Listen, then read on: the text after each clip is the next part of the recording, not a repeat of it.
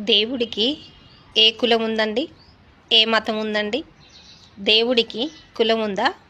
దేవుడికి మతం ఉందా? గాలి, భూమి, ఆకాశం, నీరు, ఈ సమస్త ప్రకృతికి కులాలు మతాలు ఉన్నాయా? దేవుడికి కులం లేదు, మతం లేదు. దేవుడు ఒక్కడే కాబట్టి అందరికీ సమానంగా ఈ సృష్టిని సృష్టించాడు. ఎందుకు తెలుసుకోవట్లేదు? తెలుసు మీకందరికీ దేవుడు ఒక్కడేనని.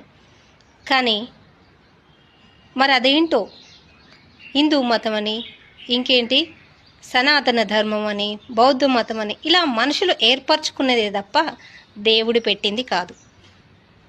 ఏదైనా మనుషులు సొంత నిర్ణయాలే తప్ప దేవుడి నిర్ణయం అస్సలు కాదు. దేవుడు ఒక్కడేనని అందరికీ తెలుసు. God bless you. చల్లగా ఉండండి.